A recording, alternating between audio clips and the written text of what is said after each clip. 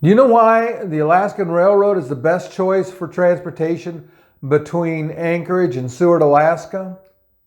In this video, we'll look at 3 reasons why you really want to make that your choice for transportation.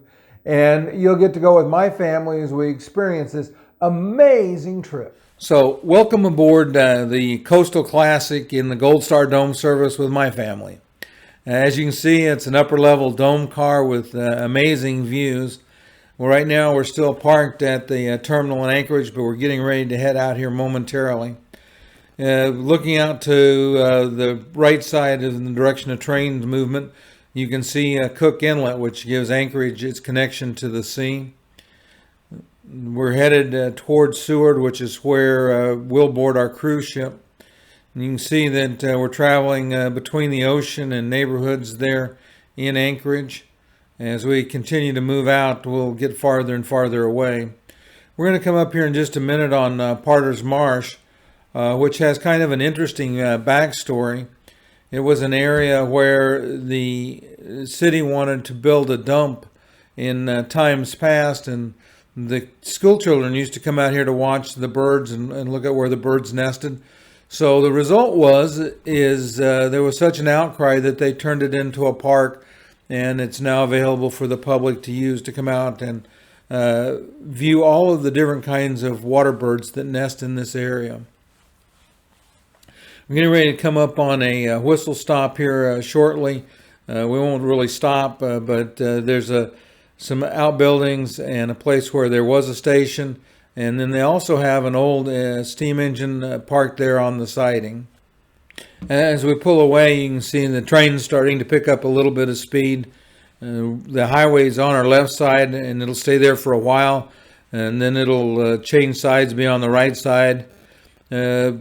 Quick view of turning an arm there. We'll see some more of that in a minute. On the left, you can start to see the coastal range here. Mount Alyeska, the ski resort that's out of Anchorage, is in that area. You can see now the mountains really are on both sides of what is called Turnagain Arm. And in the foreground, you see these muddy flats in Turnagain Arm. What that is glacial silt that's come in. Turnagain Arm is unique in that it has the second highest tidal change next to the Bay of Fundy. And that glacial silt poses a real danger to individuals that don't know their way around, because it's very easy to get trapped in it. It's almost like quicksand. And every year they lose people that get stuck in there when the tide is changing and there's nothing they can do to get them out in time. We're starting our climb up now into the mountain range. We've gone away from the coast, and we're moving. You can see the mountains in a distance, and in the foreground there's kind of a swampy area with a variety of different kinds of trees. There was a reported sighting of a moose as we went through this. We didn't see it, but the engineer and potentially some of the others in earlier cars saw it. What you see over on the side now is a avalanche chute where avalanches form on the peaks up above, and they follow the train down and wind up creating those piles of snow. This one, we're not really sure where this pile of snow came from. We're sitting in the dining car as we're moving along. In just a second, we're going to start to cross the Placer River, which the train's actually going to follow for quite a while up into the mountains. You can see the bridge there. The train passes through a total of 5 tunnels on the way up. And to the right, looking back along the train, you can see you will see in a minute the Placer River running in this really narrow gorge. We go through several of these tunnels. I think there was a total of 5. What you see down in the bottom of the canyon is the Placer River. You'll notice that the sides are really steep. And it's a kind of river, looking at it from above, you think, there's probably fish in that. But then you look at those canyon walls and you think those fish are going to stay there. It's just, it's an amazing view. It's amazing that they were able to cut a railroad path along this river as we head up towards its headwaters. Into another tunnel now. As we came out of that tunnel, we also went right over a bridge that put the river on the other side. You'll see it's on the left side of the train as we're moving forward. and the river is going to start to widen out here. The canyon is going to widen out as we continue to climb in altitude. The train's actually going to come up here and stop in a minute so that a train going the other direction will pass us, and we'll get to enjoy the view of the river for a few moments here. The watercolor, when you look at it, you'll see that it's kind of a almost an aquamarine or really light turquoise color. That is a result of the glacial silt that builds up, or that gets washed down, I should say, from the glaciers. And that's what washes all the way into Turnagain Arm. Obviously, this is just one of many different sources that supply that silt that makes Turnagain Arm a bad place to wade. In the distance there, you can see coming down the side of the mountain, there's one of just literally scores of streams that we saw where the water is coming down from the snowmelt up above, and it makes a bunch of cascading waterfalls.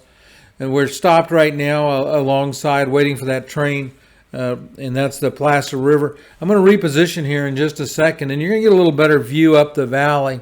You can start to see the Kenai mountain range in the distance there. And as you can see now, the access to the river's wider. It's moving a little slower, though it's really pretty quick. We're climbing now up into snow country, and this climb is steep enough that they couldn't build the roadbed straight up the grade. You know, they couldn't just follow the land. They actually had to build a series of S-curves that we're going to come up on. In fact, over to the left, you can actually see where the track is. But they had to build these curves back and forth to help the train negotiate the steep climb it has to make. There's quite a bit of snow cover up here. The temperatures dropped significantly. Down in Anchorage, there wasn't any snow on the ground anywhere. It was really fairly warm, probably in the mid-60s. You can see the snow really covers most of the ground. I kind of think they've had fresh snow not too long in the past, because it just gave you the appearance that it wasn't particularly old snow in some of the areas. Again, you see the distance, the S-curve, and you can see the mountain range behind us. And like I said, we're just continuing to climb up the side of the mountain toward Grandview Pass. In a minute, what you'll see, I'm going to pivot the camera around, and what you'll see is Spencer Glacier. And it's really hard to make out it because it sits in a valley, and the front of the valley, that's the glacier there, is back up in that valley. It's kind of obscured a little bit by the weather. It's also obscured by the rocks that cross in front of it. In some point in the not too distant past, the glacier actually reached all the way to those rocks, and the tracks passed fairly close to the glacier, but it's like most glaciers is starting to retreat. Again, you can see these giant sweeping S-curves that we're making as we're making our climb up. Now, you'll see also we'll come alongside the Placer River again, and what you'll find is that the Placer River is starting to really get narrow. We're above many of its different sources, and we're right at the headwaters here at the glacier. I'm sure that in the summertime that the amount of water flowing out picks up compared to this early in the season. But you get a nice view here of the trees starting to leaf out and the mountain range that we've come up along. There's the Placer River again. Now it's just a little tiny stream instead of the raging torrent that it was. This is Kenai Lake, and we've come over through Grandview, and we started down towards Seward, and there's a mountain on the other side that I thought was really attractive. Again, it's a gray, cloudy day, so you don't get the full impact of it. But you can see that the watercolor, and in just a second I'm going to look back along the train, and what you'll see is we see this aqua color that comes from the glacial silt that's suspended in the water. And the train, again, just kind of hugs right up against the shoreline of the lake. Kenai Lake is the headwaters of the Kenai River. You get a good sense of the color right there. There's the headwaters of the Kenai River, which is a world-famous salmon fishery. And the train runs for about 22 miles right along the shoreline. We've crossed over a river now, and we're headed down toward Seward. In just a minute, we'll see the Resurrection River off. It'd be on our left side as the train, and looking in the direction of train movement. You can start to see some of the peaks as we move through here. You have to look through the water droplets on my camera lens, sorry to say. This is the Resurrection River, and it terminates in Resurrection Bay, and it's a river that gets a lot of salmon move up the river to spawn. So this later in the summer is the neighborhood buffet for all the bears in the area to come gorge on salmon. The salmon come up here and spawn and die, and the bears say, tasty lunch. And the train's starting to pick up some speed as we move down towards Seward. You can get a sense of the difference in the velocity of the train as we're moving along.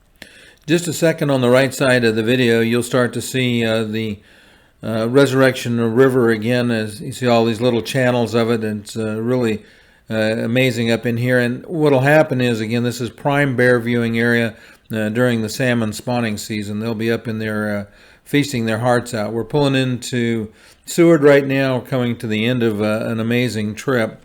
In just a second, you'll see the mountain range that borders Seward on the landward side. It's actually an extension of the Kenai Range. The train actually stops short of downtown, and you'll see people parked here to pick up passengers to take them on their tours that they may have booked. So as we come to the end of an absolutely amazing trip, the views were breathtaking. And the video doesn't do it justice. It was a trip that we truly, truly loved. I'd recommend it to anyone. Hope you enjoyed today's video. For more information, there is a link in the description below to the Alaskan Railroad. If you've enjoyed the video, please do me a favor, hit the like button. I'd love to know if you've ever had the opportunity to ride the railway in Alaska or anywhere. So put the notes in the comments down below. I'd appreciate that. And don't forget to hit the subscribe button. You're going to want to see more of these travel videos.